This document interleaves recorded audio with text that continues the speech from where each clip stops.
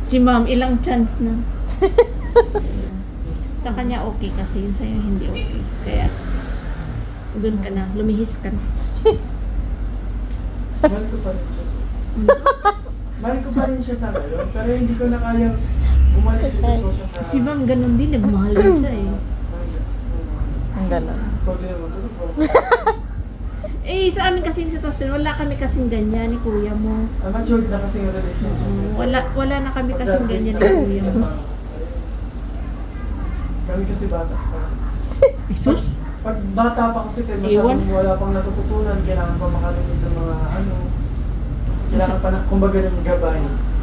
Kadiskus ng dahon, mahina ng mga ibon. Visit talaga.